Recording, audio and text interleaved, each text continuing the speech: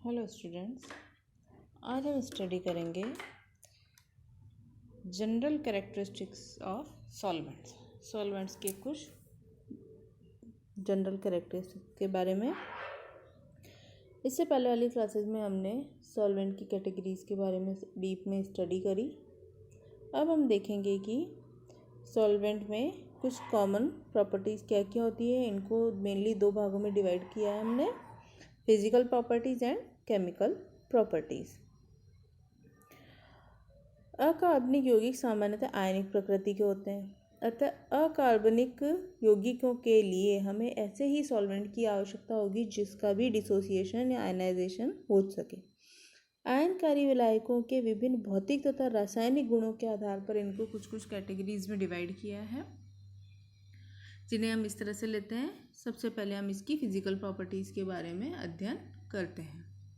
Physical properties, इसका melting point and boiling point. जैसा कि हमने पहले बताया कि गलनांक व क्वथनांक के बीच की जो समयावधि है वही पदार्थ की द्रव अवस्था है, और इसमें रासायनिक अभिक्रियाओं का अध्ययन करने के लिए इनकी जो रेंज है वह इतनी होनी चाहिए कि हम किसी भी रिएक्शन को लैब में इजीली करा सकें।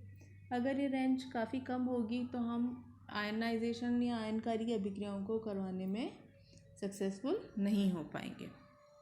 द्विध्रुव आघूर्ण, दूसरा, एक आयनिक अथवा ध्रुवीय अणु के विपरीत आवेशों तथा उनके बीच की दूरी के गुणनफल को, यानी ध्रुवीय आवेश, एक द्विध्रुव आघूर्ण की हम देखते हैं कि ये पॉजिटिव और नेगेटिव, इनके ध्रुवीय आवेश और उनके बीच की डिस्टेंस को, गुणनफल को हम द्विध्रुव आघूर्ण कह लेते हैं। एक बंध में जितनी अधिक ध्रुवता या जितना अधिक द्विध्रुव आघूर्ण होगा उसका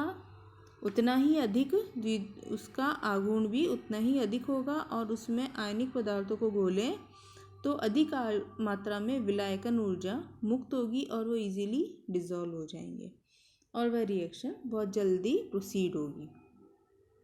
द्विध्रुव आघूर्ण वाले विलायकों में अंतराण्विक आकर्षण बल का मान भी अधिक होगा, क्योंकि वो विपरीत आवेशित हैं तो बहुत ज़्यादा स्ट्रांगली बॉन्डेड भी होंगे, इसलिए उनमें संगुणन बढ़ जाएगा और उनके बॉइलिंग पॉइंट के मान भी उच्च हो जाएंगे।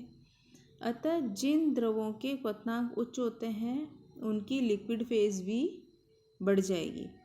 अतः द्विध्रुव आघूर्ण अधिक होने से उनकी पहला तो रेंज बढ़ जाएगी लिक्विड फेज में रहने की, दूसरा उनकी सॉल्वेशन एनर्जी का मान बढ़ जाएगा जिससे भी आप उनको घोल सकते हैं आसानी से, दूसरा इसमें संगुणन या कोएगुलेशन भी बढ़ जाएगा जिससे वह बॉइलिंग पॉइंट उनका हाई हो जाएगा।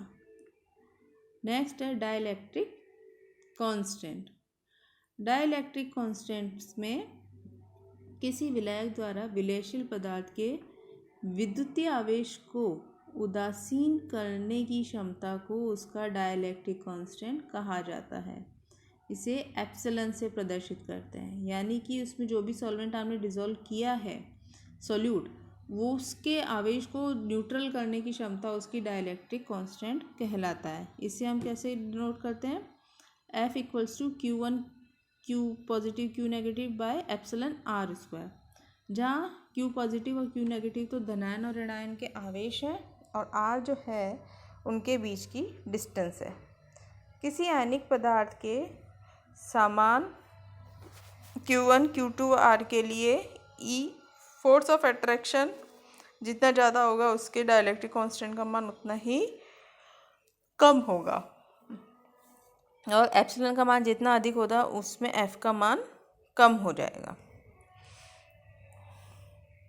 दूसरे शब्दों में कह सकते हैं किसी विलायक के लिए एप्सिलॉन का मान जितना अधिक होगा उसमें विलयशील पदार्थों के मध्य आकर्षण बल कम हो जाएगा और वो इजीली डिसॉल्व हो जाएगा।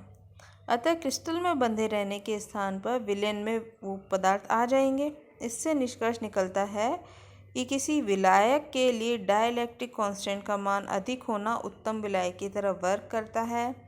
वाटर के लिए यह 80 होता है और लिक्विड अमोनिया के लिए यह है 22 है, इसलिए जल को एक अच्छा विलायक माना गया है।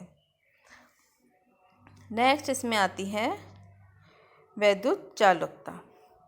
इन विलायकों में स्वतः आयनन का गुण होता है, यानी कि आप इनको ये स्वतः ही डिसोसिएट होते हैं और विद्युत के चालक होते हैं।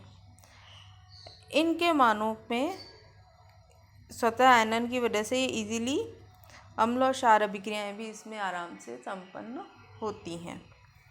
अब है विस्कासिता या श्यानता। किसी द्रव के विलायक के लिए श्यानता एक अत्यंत ही महत्वपूर्ण गुण है। जल, अल्कोहल, लिक्विड अमोनिया आदि ऐसे द्रव हैं जो पर्याप्त लिक्विड होते हैं, जबकि निर्जलीय H2SO4, अल्कोहल ये काफ़ी विस्कस होते हैं। गाढ़े विलायकों में आयनों की गतिशीलता कम होगी, वो उसकी गति को अपोज करेंगे, जिससे रासायनिक अभिक्रियाएं सरलता से संपन्न नहीं हो पाती। रासायनिक अभिक्रियाओं को संपन्न कराने में कम श्यानता वाले द्रव ही इजीली होते हैं। अब है प्रोटॉन एफिनिटी। प्रोटॉनी विलायकों के लिए प्रोटॉन बंधुता का गुण भी काफ़ी महत्वपूर्ण है, यानी कि उनका अम्लीय व क्षारीय गुण इस पे डिपेंड करता है। जल की तुलना में अमोनिया के प्रोटॉन बंधुता का मान अधिक होता है, अतः एसिटेमाइड जल में दुर्बल क्षार की तरह बिहेव करता है, जबकि द्रव अमोनिया में इसका व्यवहार अम्ल होता है। क्यों? क्योंकि प्रोटॉन एफिनिटी अमोनिया की ज़्यादा है। तो इस तरह से हमने विलायक की कुछ भौतिक गुणों का अध्ययन किया।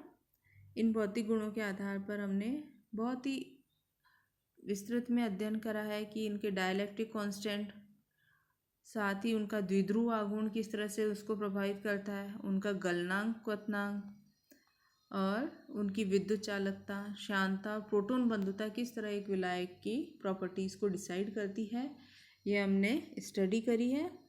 और बाकी हम नेक्स्ट क्लास में पढ़ेंगे।